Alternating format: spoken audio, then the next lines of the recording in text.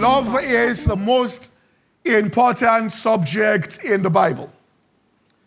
The Bible tells us that there are three major things: hope, faith, and love. But it tells us that love is the greatest. And in love, once we choose to work in the love of God, we have decided to align ourselves with God and to align ourselves with the intended order of God for our lives. And the resultant effect is that you are going to find a joy in seeing your life work out the way and manner in which God intended.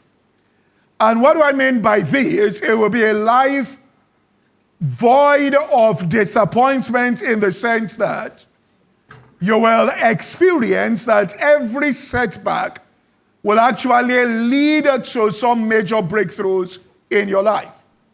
And you will enter into what is called the abundant life, where Jesus said he has come to give. An abundant life simply means you experience what Peter experienced when he went to catch fish, and he got it beyond what he could ask or imagine. Now, the Greeks had 4 different words to describe love.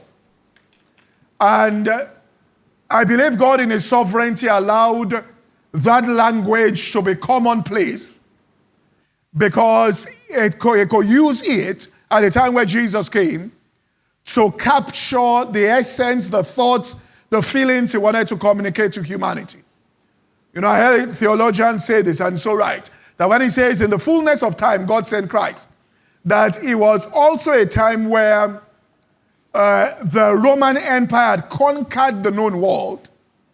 And what had happened was they had set up, everybody was under Rome, they had set up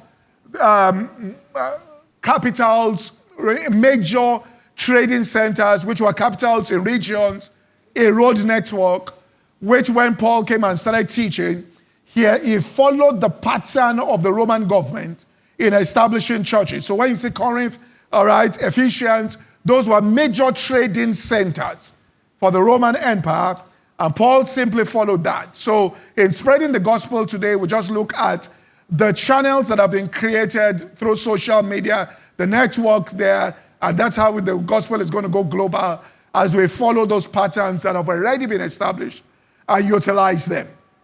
Now, in English is a very weak language. Greek is rich and deep.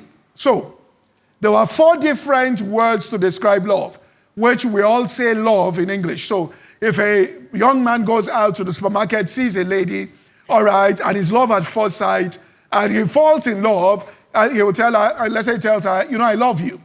Now, he goes back home, sees his father does something very nice. He says, I love you.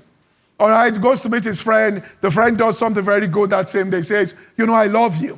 His team is playing. He says, I love my team. Now, it's not the same feelings he has for the girl that he has for the father. You understand what I'm saying here?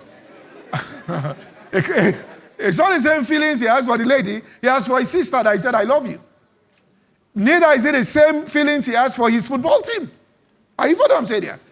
It will be sinful to have those feelings of love that he had for that lady in the supermarket for his brother. Do you get what I'm saying here? But in English, it is the word love. But in Greek, he will tell that lady, I something you. When he gets home, he will use another Greek word to tell his brother, I something you. Do you get what I'm saying here?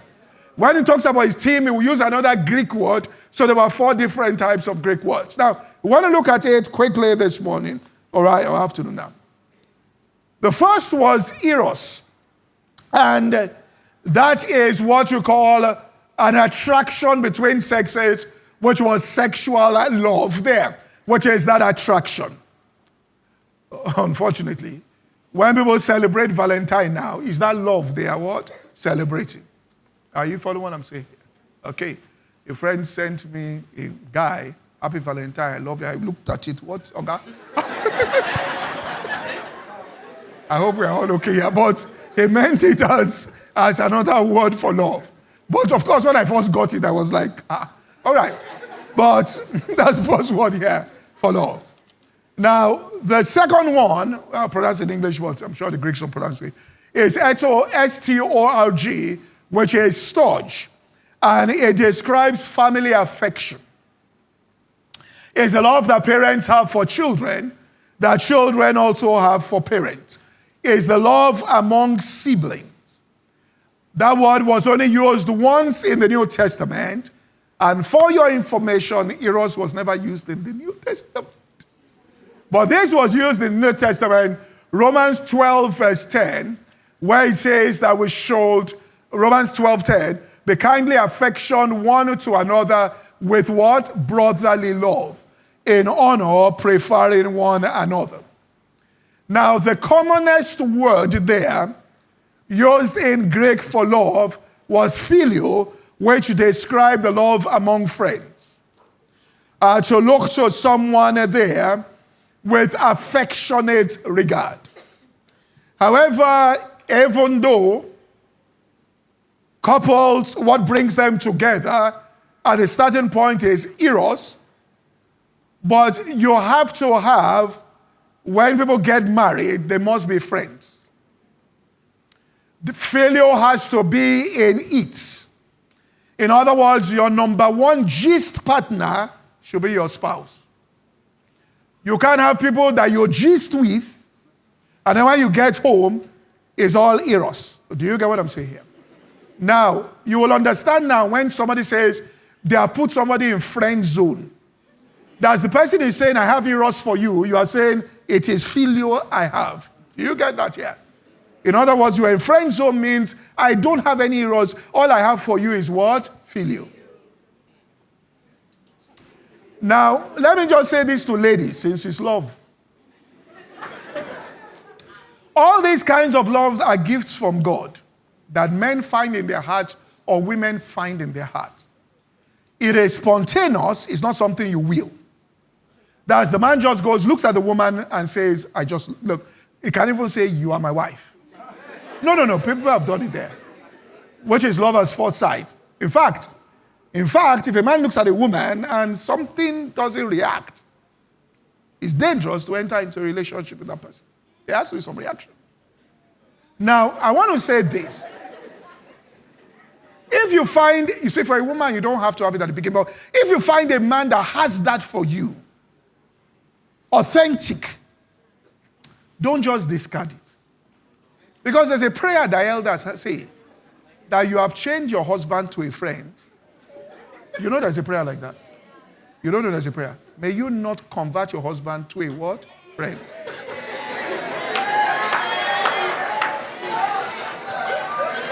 And you take a friend and you are trying to make him, because it is an uphill task to try to get a man to have eros for you that he doesn't have it naturally.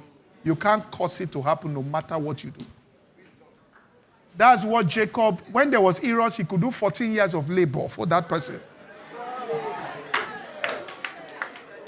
If it is not there, didn't you see when Rachel was saying, I will have children, maybe he will change his mind.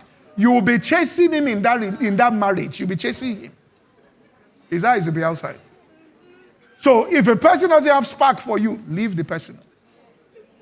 Are you following what I'm saying? A man must have sparks. Have you heard what I'm saying? No?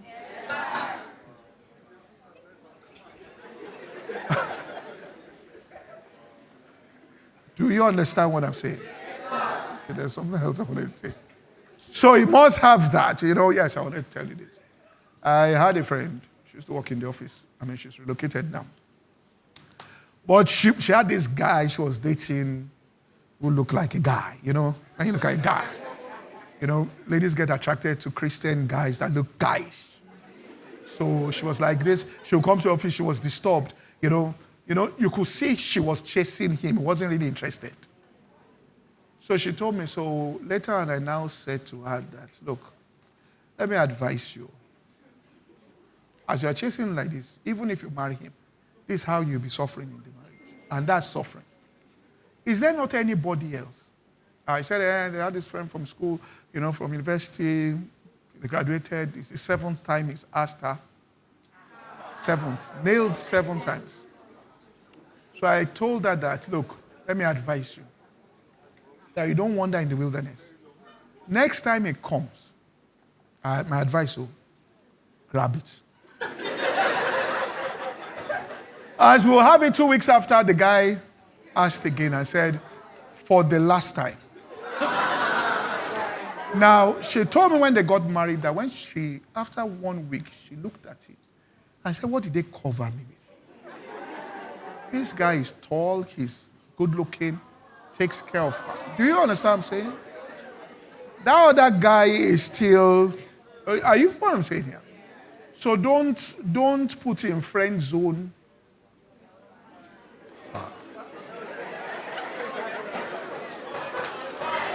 So, please, it's my time.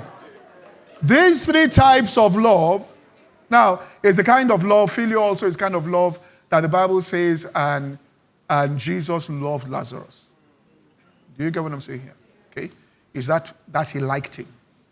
It's the same kind of love that John claimed, because it's John that wrote the book of John, and he claimed, it's only in the book of John we see the disciple whom Jesus loved. Peter didn't tell us, nobody, he claimed that Jesus loved him.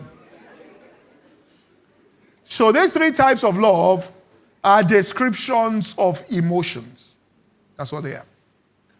Which are subject to change and can decay with time or can be damaged by an unexpected situation. However, there's a 4th type of love that has never failed in the history of humanity. And that love was called agape. In 1 Corinthians 13:8, it says, charity faileth. 1 Corinthians, charity faileth not. In other words, charity never fails. Eros has collapsed in divorce courts. We've seen it. You are physically attracted to somebody, and let me tell you this, don't, Eros is the least of them. It's just that it's the one people spend money the most on. Do you understand what I'm saying? That's sexual love. It's the one people spend the money on. They don't buy iPhone 16 for filial. Their sister at home. Is somebody outside. They are buying. I'm going to, it's love now. We are coming. They are buying iPhone 16 for. However, this Eros thing can be there. And a man is telling the woman, I'm going to tell you this, so don't die on this thing. If you have it for somebody, they don't have it for you, move on. Let me tell you, move on. Don't die there. Don't reduce your honor in that place. That by the time they say yes, you have been disrespected. Wake up.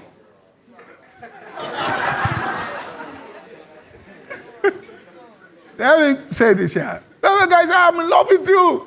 I'm in love. I love you. The guy says, there's something I have to tell you. No, you don't need to tell me anything. Listen to me, I'm just overwhelmed with love for you. Now, it's sexual love. I love you. So no, but there's something I need to tell you. No, don't need to tell me. Let me tell you this. I know how I feel. I know how I feel. I know this feeling when it comes. I understand it. It's the same. But there's something I have to tell you. Listen, just listen. Say, okay, what are you to tell me now? God forbid, it's not you. Says, look, I need to tell you this. I was diagnosed with HIV 6 months ago. That Eros will go far.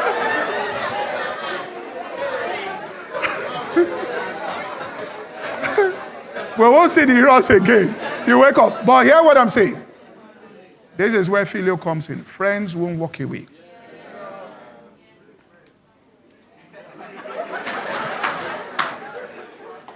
But Eros will depart. So Proverbs chapter 31 verse 30 amplified version, this Eros here. It is superficial in nature. It talks about charm and grace are what? Deceptive. That thing is not anybody that deceived you. It is the feeling that deceived you. That you may have rated it as something that is deceptive. And beauty is vain. You know, people will say, how can this person have this kind of wife at home and look at what he's doing? It means that he doesn't see her as being beautiful again. Something has contaminated it. Do you get what I'm saying here? And you look at the person you're chasing outside, you look at the wife, you know what? Are you okay?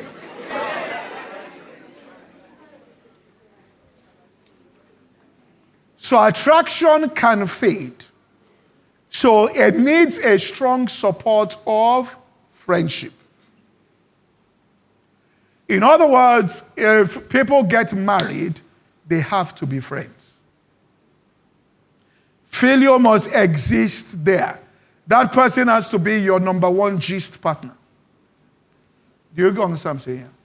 It's not that you're talking about, these are my dudes or my ladies I gist with, then you come home, you don't really connect. In fact, you can run into serious trouble if you tell someone that you know what I told you yesterday. What do you tell me? You didn't tell me, it's not me you told you.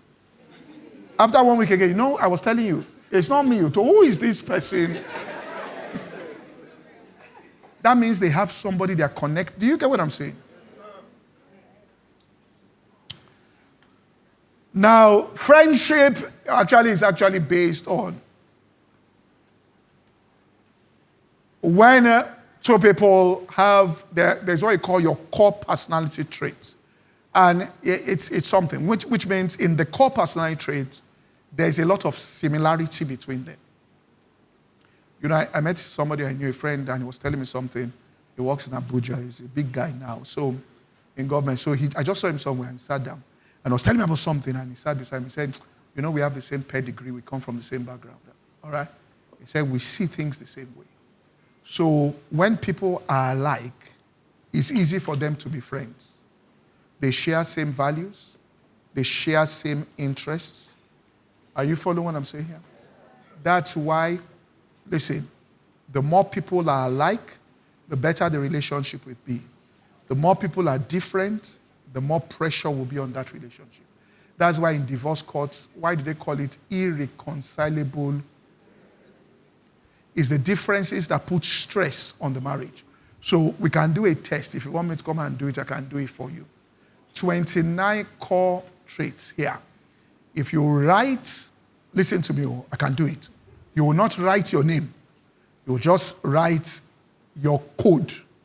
So you can identify. When we finish, you'll give me the forms. I will go home. I will check it. Then I will come back the next week and form you into clusters of people, if you have Eros 4, that you see them and like them. And you get into a relationship, that relationship will, the chance of it working are 80%. It's scientific. Do you understand what I'm saying? That's why those people in Indians that they'll say they should go and, the family will go and look for husband or wife.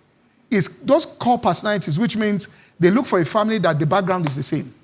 Then the father will look at the lady, whether his son will like this one. Bring the photograph. They'll look. Okay. I know my son. Then they bring. But they will gel because they are core. Do you get what I'm saying here? Okay. Now, so where there are differences. Now, unfortunately, in dating, differences seem to be attractive until you marry. Yorubas have a saying, and I'll translate it, Were, Odunwo, Koshebilomo. In other words, if you see a person who's married, it can be theater to you. That person is married. If it's your relative, when you look at you can't look at the person. You understand this? So those differences are entertaining. But when you marry, and you now live together. So he said, look, he's very quiet. I talk a lot, but he's very quiet.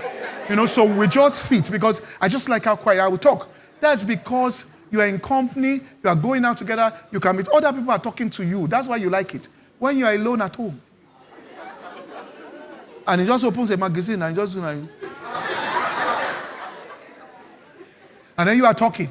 You now look like a mad person. Can't you talk? Can't you reply? Look, I'm trying to communicate. The differences begin to show. Are you following what I'm saying here? Now, so come now, I'm going somewhere. Come now, the train is taking off. The commonalities here of interest here. So, in marriage, let me just say this, guys. I mean, I feel about when you marry. The key to success, listen, leave all what you have heard, communication, leave that one. Because you can be communicating and go and say what you're not to say the way you are saying it. And the whole marriage will scatter. Listen, it is adaptability and kindness. Are you following what I'm saying here? Because to a degree, marriage is night market. It's when you get home, you will see everything.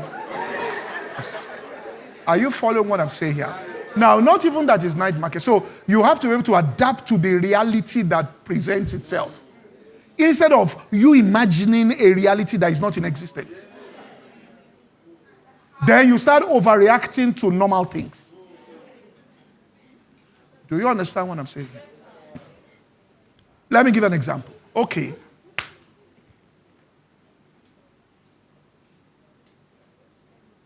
They tell you in the seminar, don't marry a man without a job.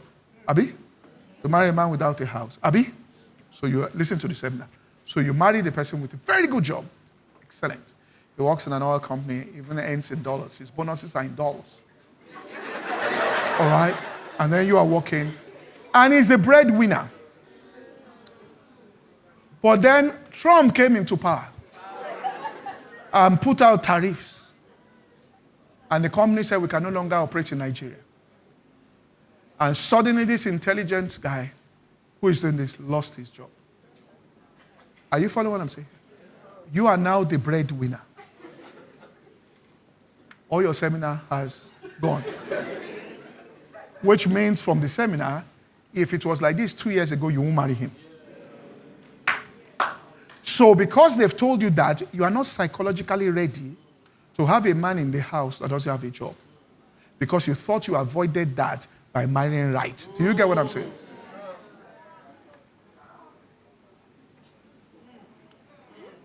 Tension now starts. Now, it's a question of how well you can adapt. Are you following what I'm saying here? Now, second scenario, let me paint here, is the lady loses her job. It's okay. So the guy is okay. Don't worry about it. I'm the man here. I'll take care of you. Don't worry about it. So she's not worried. Then at home, she can bake. So he said, you are the one even encouraged. Start baking. A few friends are bought. The business explodes. She starts exporting things. She's now earning in dollars, euros, and yen. You are still in naira. Her income can buy you 20 times. You know that the game has what? Changed.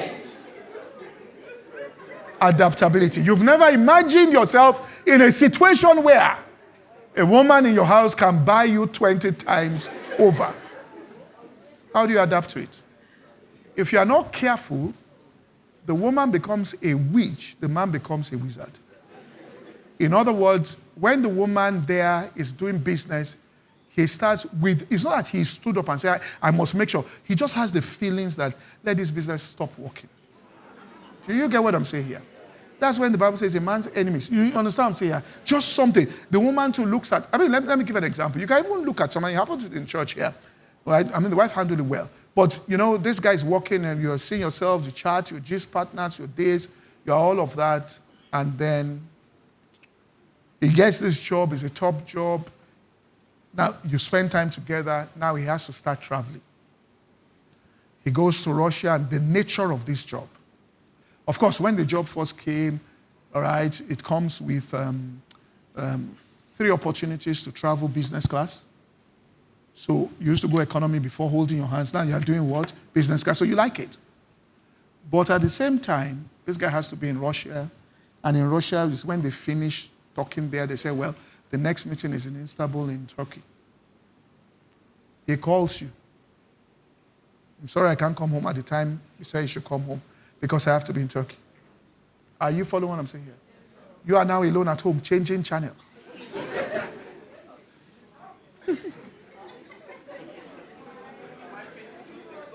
Now, in this case, it happened in this church.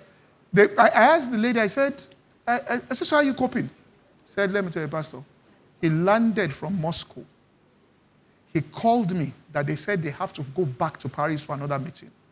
Help me pack these items. He landed. She carried one suitcase, gave him, collected the Russian one, and went. Packed themselves, he entered the plane, he's gone again. Are you following what I'm saying here? How do you handle that? Adaptability. Even some of those things, you mustn't even tell friends. Because the friend will cause more problem.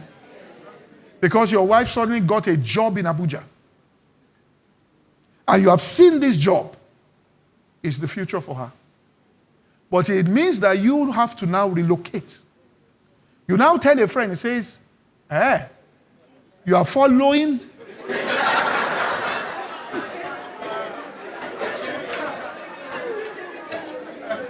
See, I know a guy because this one, I know a guy in a country, and I go there to preach. And he likes, and so he comes. I'm not a member of TCM, but anytime I'm coming, he comes. And he's the first black person to get elected into a position in the history of that country. His wife, so he told me, suddenly sent me a message last week. He said, I'm coming back, relocating to Nigeria. How? What happened? He said his wife, used to do business. Her business has exploded in Nigeria. And so she's there with the children. And he has to come every 2 months. And he's looked at it. It's not good for his children. So he wants to be with his children. So he has decided. Are you following what I'm saying here? That kind of thing is friends that discuss it among themselves.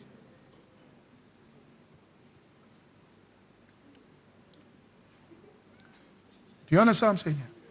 Also, you must adapt to the interests of your husband or your wife. In other words, listen to me. He likes watching football. Listen, that you at that same time, Sunday evening, you usually watch your movies and all of this, and he's so excited about the football. He watched this premiership. Okay, you've watched one now, watched another one, then he's watching replay of another, but this one they've already. Are you following what I'm saying here?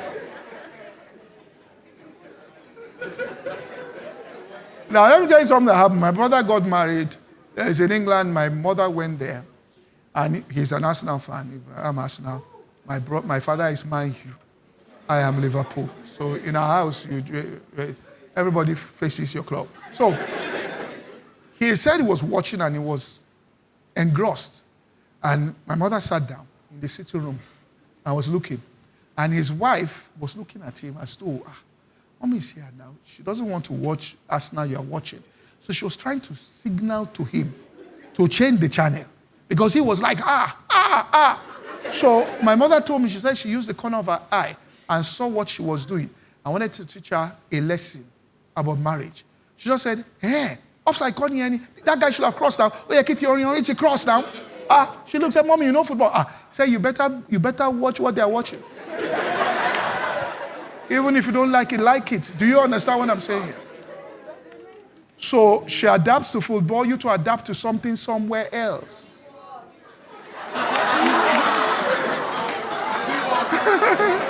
Are you following what I'm saying here? So that it's balanced. Do you get what I'm saying? I'm giving you life skills free of charge. See, that's cause fight.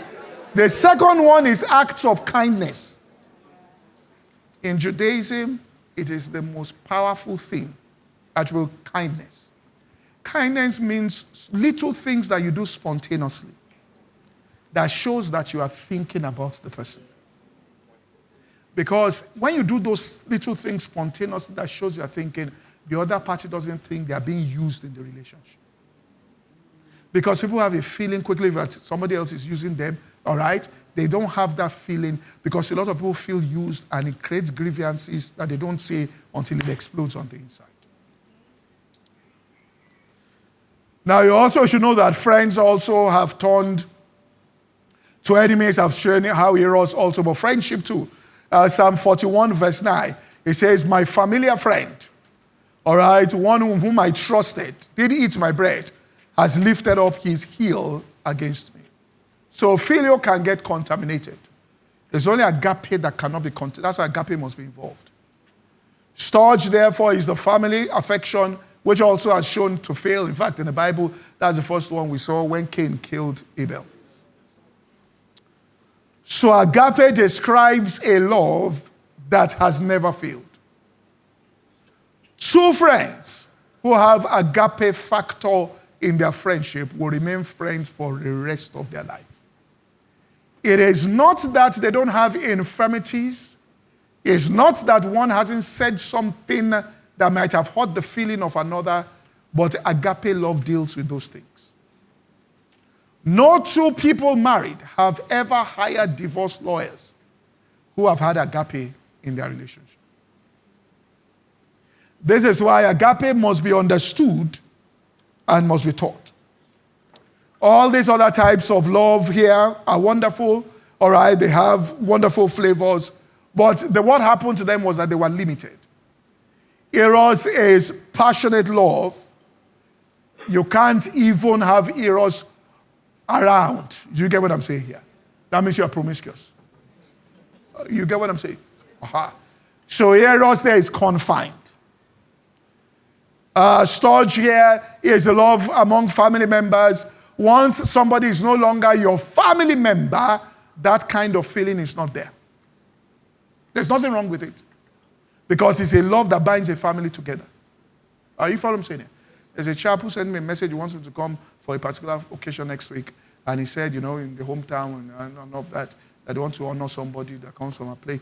And he said, we are cousins. Okay, I didn't know we are cousins, but he said we are cousins. And described the thing. And once he described it, I now got where the person was coming from. So I come to your house sometimes, I see your father, but that time you always go to Lagos, I miss you and all of this. And the minute he explained everything, that feeling just came towards that person. Which means he's no longer a stranger, he's now... You get this? So if you meet somebody that you didn't know and says, we're cousins, said, when are we? Now you've been talking together, but you didn't know you were cousins there. And then the person said it, suddenly their feeling will just come up. All right? That's storage there. But the problem is that it lacks width. After the family stops, the love stops at that point. Filial had to do with warmth here, but it could only be used for those who are near and dear, kith and kin. Friends and family, those who will reciprocate back, which means in that kind of love, that's what Jesus was saying, if you love them that love you. You remember he said that? He says, what reward have, which means it's there. Okay? Well, Christianity therefore needed a more inclusive word. A word that will extend beyond both kith and kin in breadth. Beyond friends in width. Those who loved us in return. It had to extend to the Christian fellowship when you meet with brethren. It had to extend to neighbors. It had to extend to enemies. Because it says love your enemies. It had to extend to the whole world. God so loved the world that he gave his only begotten son. And this is what Paul therefore was referring to. In Ephesians chapter 3, you understand it now. In verse 17, it says that Christ may dwell in our heart by faith, that we may be rooted and grounded in love. Now look at the next verse. It says that we may be able to comprehend, verse 18, with all of the saints, what is the what? Breadth. And what? Length. And what? Depth. That depth there is that when you come through disappointments, things happen that you even feel that, oh God, you've disappointed me, and you still go and show God love, praise and thank him. It goes deep. That's that depth there, and it says of it, which means that when you walk in love, your heart is like a container, and God can only pour into it what it can receive. When you stretch in walking in love, you increase your capacity to receive from God. That's why faith works by love. Do you get it now? So if God wants to bring something bigger into your life, you will have a love test before it comes so that you can stretch. You will have to forgive somebody that offended you. A friend does something filial that breaks you, will stretch. That thing there is to increase your capacity so that he'll be able to bless you with more. Are you following what I'm saying here? That's why the next verse now talks about it. Look at the next verse. It says in verse 19, and to know the love of Christ will pass all knowledge, that you may be what? Filled with the what? Fullness of God. Now, when you can receive that fullness, then the next verse happens. Now, it says, at this point, now unto him that is able to do what? Exceedingly abundantly above what we can ask or think according to his power that works inside us. So let's look at Peter as an example there. You toiled all night, caught nothing. God says, I'm going to bless you with abundance, but I need to stretch you first. So Jesus walks up to him in the midst of your frustration, where you're mending your net. Lend me your boat. You just lost something. Are you following what I'm saying here? We just drove to a place. They didn't give us the job. You now come, please, excuse me. Can you drive me? Do you get what I'm saying? You turn around. I drive who where? All right? He says, lend me your boat. You now say, okay, get him. He now says, push me again. That's his stretching. Because of the blessing he's bringing. So it increases your capacity there to be able to receive. Now, I'll bring this to a close quickly. The other three describe experiences in our hearts, our emotions, which come to us unsought. We love our kith and kin. Blood is thicker than water. People fall in love. You didn't seek it. The guy woke up in the morning. What he wanted to go and buy was bread. He saw the person. Came back in love. Do you get what I'm saying? It happens. There's no, but you see, all these things happen to us. There's no real virtue in them. In the sense that they rise within us unbidden. However, agape is driven by the will. It is a conquest of natural inclination and emotions. What I mean by this is, for example, agape is not partial. So, let's say 7 people want to get a job. Now, and I'm the one to give the job out. One of them is a relative. That means I have what? Storage for that one. Now, it's time to make the decision. I know that relative is not qualified. But I have that affection for that relative. Agape demands that I override that emotion. Do you get what I'm saying here? In order to give it to the person who is appropriate. If you don't override that emotion to make that decision and you hire that person, that organization will sink. Now, what kills us in Africa is we are too responsive to these lower emotions.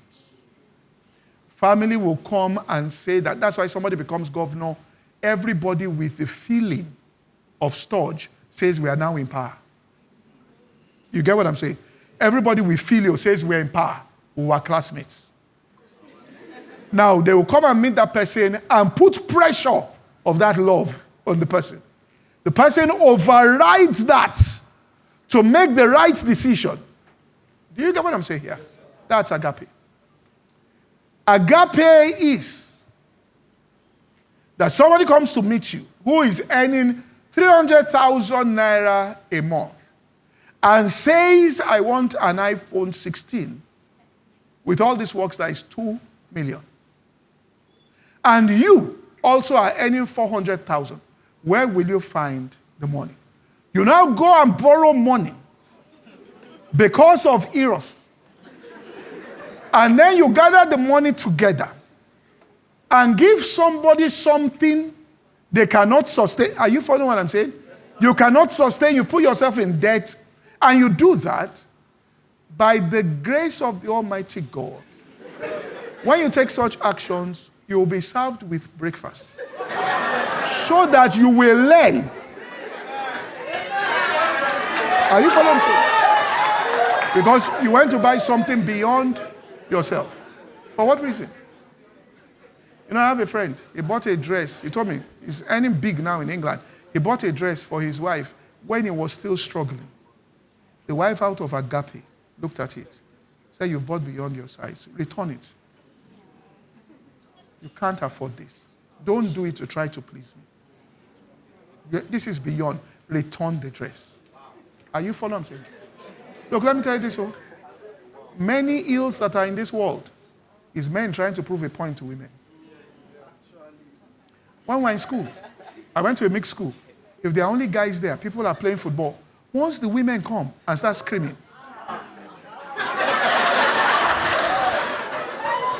Maradonas appear.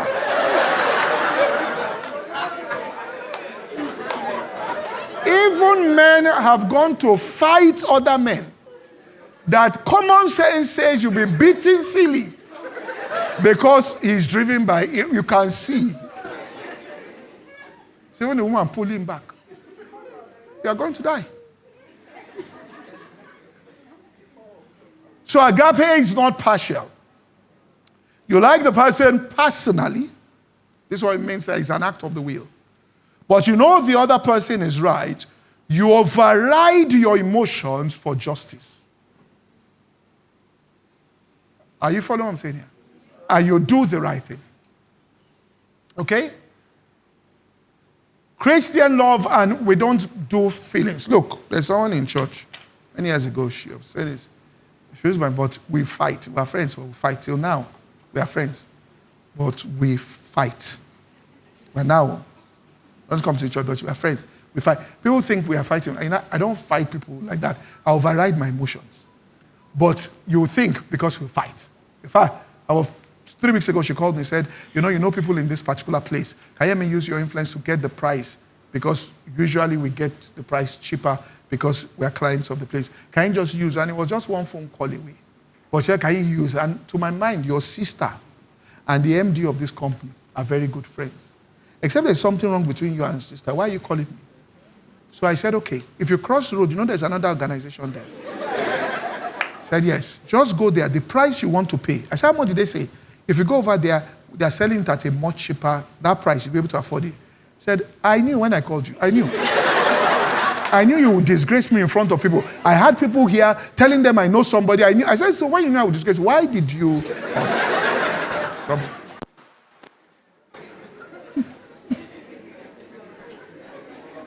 But we are friends. We do that. During work back, she told me, he called me and said, I need to come. I need to meet somebody, one of the ministers. I said, there's no problem. I will help you. You need prayer. I will help you. So I introduced God, which was I took into the green room, all of that. I left because I had to go somewhere. By the time I came back, this is my friend. The sweets that they put for ministers, she started packing the sweets. So one of the protocol people now said, please, those sweets are for our guests. She said, am I not a guest? Now, to show you she didn't know, she went to meet my wife. Can you imagine? I was taking the sweets there and they were telling me that I shouldn't pack. I was looking at her. I said, when I tell you, when I put it back at her, you will know, you see what I'm doing. But one day, let me tell you this, we needed to do something. We are doing a meeting, all right, in TBS. And we got to one part in the process of doing the meeting that was stuck. And we said we need somebody. I said, in the church, I told them, the leader, I said, go and call this girl. That she's a fighter. If you give her anything, you see that force inside her that she uses to fight, she will not fail. In fact, she wants to prove a point to me that I can do it. So I said, in order for us to do it, you go and tell her. Don't say I know anything. Just tell her that, you want her to take this role up. She will think that, now let me show pastor that I can do the work. That day, she came to the place in rubber slippers. She was marching around. She organized everything. When the thing was over, I went to her and said, congrats. So she looked at me like, sure you can see that I can do it. I said, I was the one that told so and so to,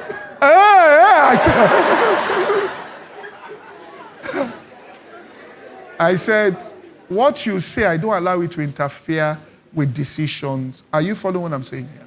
Some people take it personally. If you ever watch Godfather, that's what they say. It's not personal, it is business. If you don't have agape, you'll be taking things personal. You'll now become a petty person. Agape is not petty. You know when you say someone is petty, what's your problem? It overrides feelings. It is the power to love the unlovable, to override feelings of hurt. That's why when even someone that loves you, filial or eros, says something to you that you don't like, agape is the only thing that can overcome it and keep the slate clean. Any other love cannot override that thing because it's a feeling in itself, so it's injured. Christianity does not expect, nor does it command, that we love men at large the way we love your family and friends. It doesn't. Let's not get it confused about what love is. Listen to me. Family love is family love. That's why the Bible says if any man doesn't provide for his own, especially those of his household, it recognizes that. It recognizes the love between a mother and a child. It recognizes the love between friends. It recognizes that. All right? It just tells you that all that kind of love must be undergirded with agape. So let a man be a saint or sinner, God, all right? God's desire is for that man's highest good. In other words, my desire for you is your highest good. All right? Regardless of how you respond to me, I won't allow that to change. That my desire for you as a person is your highest good. No matter what any man does, I will seek to do no harm to that person. And that individual, to that individual, I will never seek revenge. I will only seek the highest good of that person, which is what is called agape. However, let me tell you this. There is no act of love that a man carries out, agape, that God doesn't reward. There is no time you override your feelings to do what is right, to forgive a person of wrong, that God will not reward you. The Bible says God is not unrighteous to forget your labor of love. He knows the labor. He is not unrighteous. The Bible tells us that God, whoever comes to God must believe that he is. The second thing is a rewarder. God is a what? Rewarder. So in this giving, there are 6 types of giving. There are people just talk about one. There is to give up, which means that you look at something like Abraham looked at it and said, the only way we can have peace here is that we give up this land.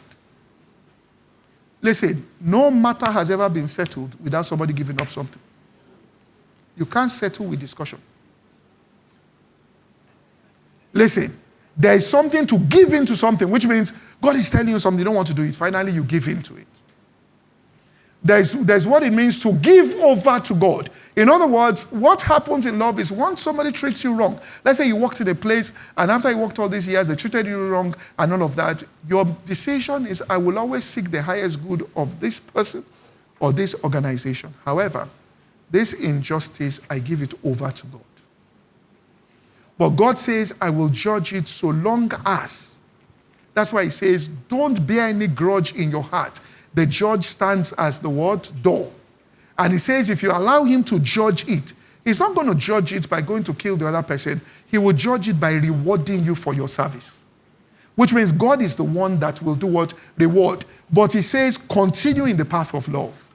Don't change your posture and policy in life because of the way somebody treated you. Do you get what I'm saying here?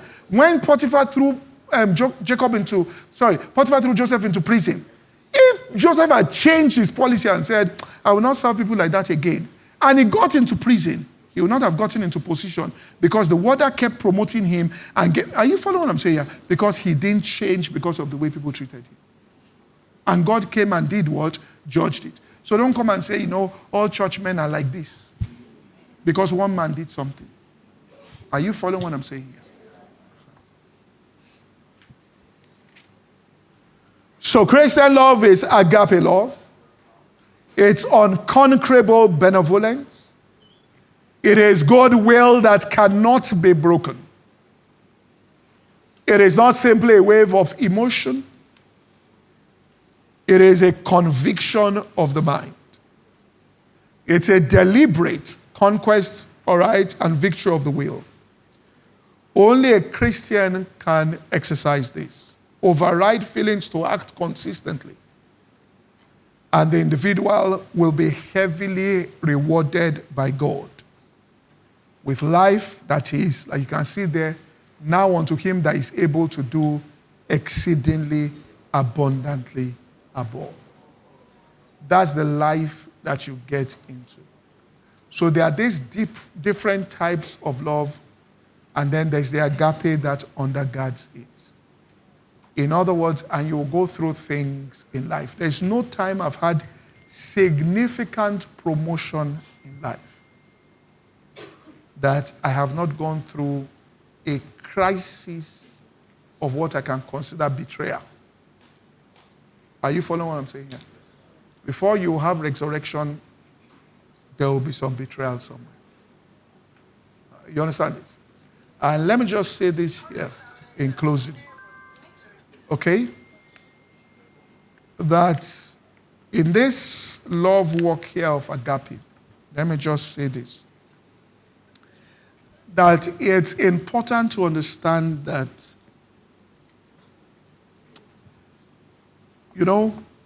there was a day when we started this church. I had a meeting and with some people who were in church about it. So one of the people there went home and told her auntie that, when the pastor said this and I contradicted him and all of that, the aunt called her. He said, I've never met your pastor, but from your discussion, it looks like your pastor holds you, because she came from same campus fellowship and all of that. So it looks like it's somebody that holds you in esteem and all of that. She said to her, even if he makes an obvious mistake in a meeting, and you know he has made the mistake in the discussion, never correct him before other people. Said, keep quiet. After the meeting, call him and say, I think this issue is like this. Said, because if the trusted people are acting towards him this way, other people believe he's an open target. Are you following what I'm saying? They couldn't get to Jesus until they could get to somebody in inner circle. And so when you are relating with people, because people must get wise about things, all right? And you start getting in contact with people that are powerful, you must understand that their inner circle is their last line of defense. And so long as if you cannot break that last line of defense, say anything you want to say anywhere, that won't come down. That last line of defense, if it's intact, they're intact. Shout from tomorrow, be shouting, nothing will happen to them. But if you can get those people in the last line of defense, that's why one day, I told somebody, I said, you can't work closely with me. Person said, I don't understand. I said, that's why. Because you don't understand. You see, when you don't understand, then that is the problem. You don't understand. Are you following what I'm saying? Even you don't hide things. Even if there's an issue. That's what they call it, you escalate it, which means you let them know, I'm dealing with this issue. You know, one day I went to England and came back. Somebody called me and said to me, I said, what? The person said, we will meet with you. We understand you're landing at 6 p.m. British Airways. I said, who told you? It has to be somebody around. Now, that person just said it. They couldn't even say, like, I know. But you see, the day they want to kill you, that's how they come.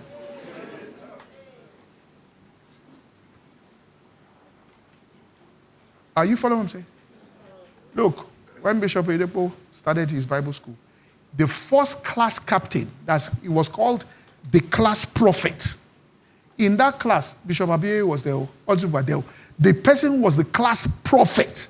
When the first ordination he did in ministry, he ordained this person as the only person that has the capacity to go and start a church outside Living Faith. Me and the person were close. He hadn't seen Bishop in a long time. He called me and said, he came to Nigeria, he said, please, can I have Bishop Oyedepo's number? I said, I am coming. I did not go back again. He now met Bishop the next day and reported me to Bishop. I said, can you imagine? I asked Pastor Poju for your number. And he said he's coming. Bishop called me, well done. Do you understand what I'm saying? Somebody has a private number, you are privileged to have it, you go and... Now, the reason why I'm saying this is this. Let me just explain this. Because agape love is a corrective love. It's a love that takes responsibility for another person. If they are doing something wrong and you see it, it's your responsibility to correct it, to tell the person this thing is wrong. Now, sometimes because of this other love, filial, we don't want to be uncomfortable with our emotions and have that conversation. But the responsibility of people in relationship with you is also to help you overcome your shortcomings. Because if you don't overcome it, it can cost you big outside. Look, there was in this church somebody who, when we started, we were in fellowship, he did something to me and broke trust. Because I put him in a position, but I just left it. I could accommodate it, I left it. You know, he got a job. He started working. And he was working for his uncle. And the uncle, now, a competing firm, now got some information and they were going to do something to outbid them. The uncle was in America. He just called. He said, the so and so know about it. He said, yes. The so and so know about it. Yes. The so and so know about it. Then called his name. He said, yes. He said, right, leave it. Write a sack letter for that one and tell him he should be going. It's his uncle. The guy came to me and said, he sacked me. He said, he now told him, I hired you on trust. You are my eyes here. For you to do this. Are you following what I'm saying here? There's a place, and you know what I came to realize? I realized that the mistake he made, he had made it with me. When he was telling me, it was my fault. Because 2 years before, if I had told him, called him and said, what you did is wrong, I would have helped to correct. There's somebody in this church that did something, made a strong decision. The decision was very strong. He now called somebody after. He said, help me apologize to Pastor. He said, why? He said, you see, I was upset. He said, but he said some things to me when he made the decision and removed me from a position. He said, when I got to the office and I knew that his newfound position in the office that gave him money was what was making him flex in church. So I said, I'll humble you. He said, when he got to the office, the chairman came and was saying something. He was about to reply the chairman publicly. He said, he remembered what I said. He said, he kept his mouth shut. He said, if he had said it, they would have escorted him from that chair out. He would have been gone. Love is tough. Agape is a tough love. And I want to say to men, all right, because a lot of times, men are no longer acting like men. Let me tell you this. They are not even dressing like men again. We have to tell ourselves, I'm going to have a men's conference. Not dressing like men. Men are not men again. You see, when a child is born, the way it is in Judaism is that the mother takes the child and nurtures the child. But when the child gets to a certain age, to be ready for the world, the father takes responsibility. Because the father is less emotional. So the father can make critical decisions that the child needs. Let me give an example. When I finished school, we have finished damn everything. There were 3 big parties. I went for the first one. I didn't tell my parents. They came to look for me. I think they found me at the party. And they told me, they said, next time, we've always told you, do you ask us for things? And we say, no. Ask us. And you say, no. And there were 2 more parties. I said, I've got these people. So the next after, I said, there's a party. They said, okay, you can go. I went for that one. I came back. They knew where I was going. They said, that's the end for party. You've gone for 2 days. But that last day was the real party. And I had to be there. So I said, after this, there's no party. Whatever happens, let it happen. I went for the party. When I came back at 10:30 p.m., my mother opened the door. My father said, go back to where you are coming from. So I had to sleep outside on hard concrete. My mother was coming downstairs every hour. I could hear her to check. My father slept sound. In the morning, I went to the mango tree in our house. I was throwing it so that I can work on their emotion. I have not eaten. I'm plucking mango. My father came downstairs, drove beside me like this. Boom. Said, don't enter this house. I went. That's love. My mother had to go and beg him in the office before they allowed me to eat. I was circumcised forever. But let me tell you this. If I manipulated my mother and she allowed me in, that's how men get into homes. And they are manipulative. Do you understand what I'm saying here? The woman will be carrying the burden. Manipulate. Are you following what I'm saying here? And men, I'm telling you what I'm saying. Look, they just finished Super Bowl. I heard somebody say this. There is no quarterback in the history of America who has won the Super Bowl who did not have a father in the house. That was raised by a father. Because the way they make decisions under pressure is different. Do you understand what I'm saying? You can't become, you see, you can do friend, but you can't let that authority thing. Where someone says, because that's what happens. Then when they come to church or go to work and they meet a real authority figure that steps that, people say we have mental health issues. Because they are used to getting their way. They are used to manipulating people. Are you following what I'm saying? Even when they fire them, they don't understand the consequence of being fired until they are without jobs for 6 months. You understand what I'm saying? So let's understand agape Eros, Phileo, and learn the balance between these. Father, in the name of Jesus, we thank you for your word. And by the power of your Spirit, we ask that you establish us in this truth and cause you to bring forth fruit in our lives. In Jesus' mighty name, amen. God bless you all.